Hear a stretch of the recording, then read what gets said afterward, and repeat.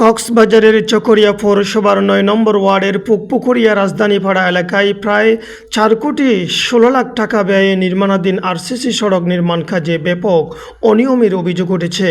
স্থানীয়দের দাবি, নকশা ও প্রকৌশলগত মানদণ্ড উপেক্ষা করে রাস্তার একটি অংশ প্রায় ১ ফুট নিচু করে নির্মাণ করা হচ্ছে, যা ভবিষ্যতে সড়কের স্থায়িত্ব ও নিরাপত্তাকে হুমকির মুখে ফেলতে পারে।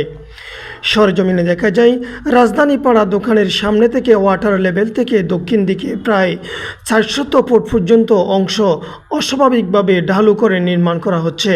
স্থানীয়দের অভিযোগ, প্রকল্পের নকশা অনুযায়ী সমতল লেভেল বজায় না রেখে রাস্তা নিচু করায় ভবিষ্যতে ফাটল সৃষ্টি, প্রান্তক্ষয় এবং ভারী যানবাহনের চাপে রাস্তা ধসে পড়ার ঝুঁকি রয়েছে।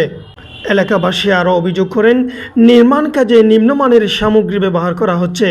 কাজ সম্পূর্ণ হওয়ার আগেই সড়কের কিছু অংশে দুর্বলতার লক্ষণ দেখা দিয়েছে। পাশেই নদী থাকায় বর্ষা মৌসুমে রাস্তার প্রান্ত ভেঙে নদীতে তলিয়ে যাওয়ার আশঙ্কাও প্রকাশ করেছেন তারা।